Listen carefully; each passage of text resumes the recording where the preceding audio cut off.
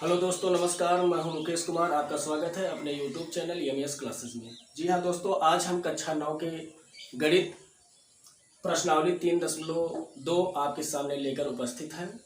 और प्रश्नावली 3.2 में जो पहला सवाल है वह यह पूछा गया है कि प्रत्येक प्रश्न के उत्तर दीजिए। जी हाँ दोस्तों, यहाँ 3 ठो प्रश्न किया है और कहा जा रहा है इनके उत्तर दीजिए। तो इनका उत्तर क्या हो सकता है? यदि हमारा फर्स्ट वीडियो लेक्चर फर्स्ट देखे होंगे तो आप भली भांति इसका उत्तर दे ले जाएंगे। चलिए देखते हैं। पहला है, कार्तीय तल में किसी बिंदु की स्थिति निर्धारित करने वाली क्षैतिज और ऊर्ध्वाधर रेखाओं के नाम लिखिए। किसी कार्तीय तल पर स्थित क्षैतिज और ऊर्ध्वाधर रेखाओं के नाम पूछा है। तो क्षैतिज रेखा का नाम क्या है, ऊर्ध्वाधर रेखा का नाम क्या है, इसी का नाम बताना है। तो हमने आपको बताया था कि जो ये रेखा होती है ये रेखा क्षैतिज रेखा कहलाती है और इसका क्या नाम है, यहाँ पर यक्ष अक्ष। क्या नाम है? यक्ष अक्ष। और ऊर्ध्वाधर रेखा का क्या नाम है? और ऊर्ध्वाधर रेखा का क्या नाम है? ऊर्ध्वाधर रेखा का नाम है वाई अक्ष। बड़ी आसान बात थी। अगर आप फर्स्ट वीडियो देखे होंगे बहुत आसानी से इसका उत्तर दे ले जाएंगे। कहा गया था क्षैतिज रेखा और ऊर्ध्वाधर रेखा के नाम बताइए। तो क्षैतिज रेखा का नाम होता है यक्ष अक्ष और ऊर्ध्वाधर रेखा का नाम होता है वाई अक्ष। जी हाँ, आगे बढ़ते हैं। इन दो रेखाओं से बने तल के नाम लिखो। अब हमने आपको बताया था कि जब यक्ष अक्ष और वाई अक्ष खींच लेते हैं तो ये पूरा समतल जो होता है ये 4 भागों में विभाजित हो जाता है, जिसे हम चतुर्थांश कहते हैं। तो पूछा क्या है, इन दो रेखाओं से बने तल के नाम लिखो। तो इसके तल के नाम क्या हो जाएंगे? इसके तल का नाम हो जाएगा चतुर्थांश। और ये 4 चतुर्थांश हो गए। प्रथम चतुर्थांश,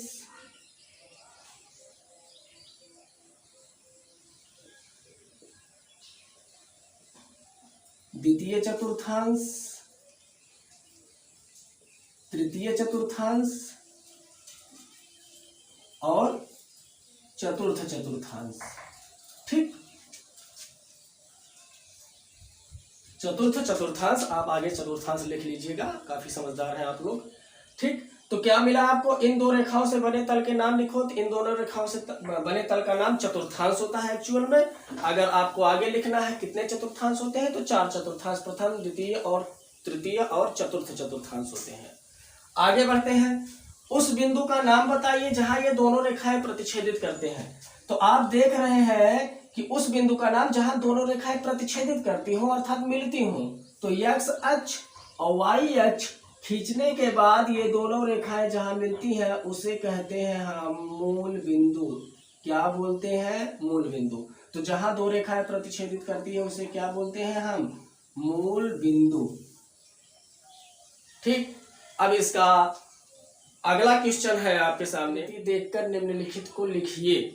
मतलब इस आकृति को देखकर हमें इनका उत्तर लिखना है, हमें इनका जवाब देना है। ठीक है, देखिए बिंदु बी के, पहला सवाल पूछा गया है बिंदु बी के निर्देशांक बताइए।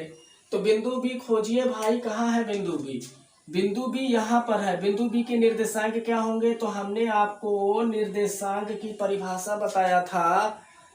एक्स अक्ष पर चली गई दूरी तथा वाई अक्ष पर चली गई दूरी ही किसी बिंदु का निर्देशांक कहलाता है। तो बिंदु बी पर पहले एक्स अक्ष पर आएंगे, कितनी दूरी दिया गया है तो ये आपका होता है एक्स अक्ष। एक्स अक्ष पर कितनी दूरी आए हैं हम? -5 अंक। कितनी दूरी? -5। और वाई अक्ष पर कितना गए हैं? तो वाई अक्ष पर कितना ऊपर गए हैं? 2 तक गए हैं। तो वाई अक्ष पर 2 गए हैं, तो इसलिए इसका निर्देशांक क्या हो जाएगा? -5, 2। समझ में आई बात? बिंदु सी के निर्देशांक बताइए। अब सी खोजिए, कहां पर है? बिंदु सी यहाँ पर है। फिर वही चर्चा करेंगे। पहले एक्स अक्ष पर चली गई दूरी लिखेंगे, फिर वाई अक्ष पर चली गई दूरी लिखेंगे।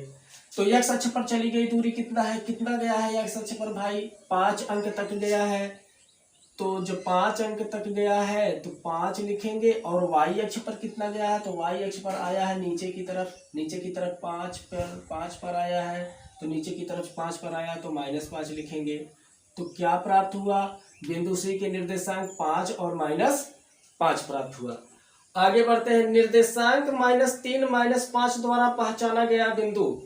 -3 और -5, पहले यहाँ आइए, -3 आपको मिल ही जाएगा। -3 और कहाँ तक गया है, ये गया है आपका -5, तो -3 और -5 ये आपका हो गया। -3 और -5 द्वारा जो पहचाना गया बिंदु है, उस बिंदु का नाम क्या है आपका, ई। ठीक, आगे बढ़ते हैं। निर्देशांक 2 -4 द्वारा पहचाना गया बिंदु। देखिए पहले आपका x अक्ष पर 2 है, तो पहले खोज लीजिए x अक्ष पर 2 कहाँ है। यहाँ पर 2 है, तो नीचे कहाँ तक गया, -4, तो 2 और -4 ये आपका आया x अक्ष पर 2 और y अक्ष पर -4, तो 2 और -4 द्वारा जो पहचाना गया बिंदु है, वह बिंदु कौन सा है आपका, जी है। ठीक, तो इस प्रकार से हम जवाब देते निकल जाएंगे। आगे बढ़ते हैं, इसको जरा ढंग से बना देते हैं। चलिए देखते हैं। डी का भुज बताइए। दोस्तों डी का भुज बताने से पहले हमें बिंदु डी का निर्देशांक प्राप्त करना होगा। बिंदु डी है कहाँ, यहाँ पर है, तो बिंदु डी का निर्देशांक क्या होगा, x अक्ष पर आपका आया है 6 और y अक्ष पर कितना गया है, y अक्ष पर गया है आपका 2। तो बोला है बिंदु डी का भुज बताइए।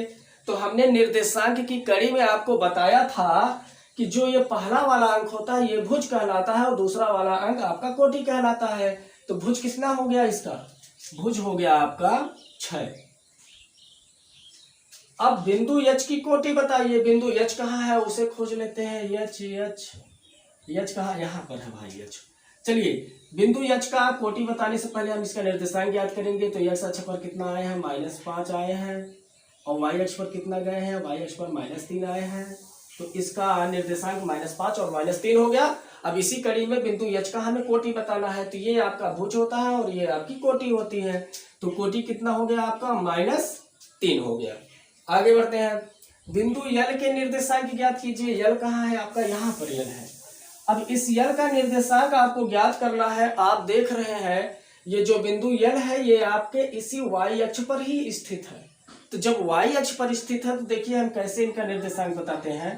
पहले हम x अक्ष पर चली गई दूरी लिखते हैं। तो हम देख रहे हैं कि x अक्ष पर ना तो इधर गया है ना तो इधर गया है, सीधा केवल y अक्ष पर ही रह गया है।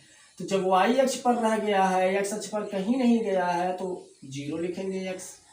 अब y अक्ष पर चली गई दूरी, तो y अक्ष पर हम देख रहे हैं 5 इकाई तक गई है, तो ये हो गया आपका 0.5। क्यों, क्योंकि x अक्ष पर कहीं नहीं गया है, ये y अक्ष पर ही स्थित हो गया है, तो इसलिए x बराबर 0, अर्थात x अक्ष पर चली गई दूरी 0 और y अक्ष पर चली गई दूरी ये 5 है। तो बिंदु यल का निर्देशांक क्या प्राप्त हुआ आपका, 0.5। आगे बढ़ते हैं। बिंदु यम के निर्देशांक। बिंदु यम कहाँ है, बिंदु यम यहाँ स्थित है।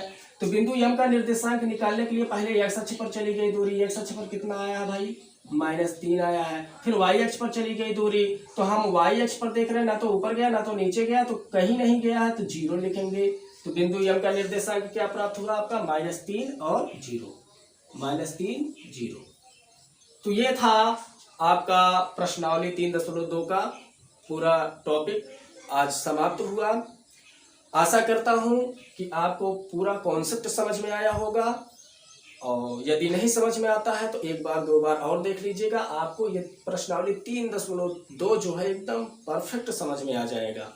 आज अभ्यास खत्म हुआ। अब इसके अगले वीडियो में अगली प्रश्नावली लेकर हम आएंगे। इसी के साथ यदि आप हमारे चैनल पर नए हैं तो हमारे चैनल को आप लाइक सब्सक्राइब जरूर कीजिए और अपने दोस्तों को शेयर करके भी कराइए। इसी के साथ धन्यवाद।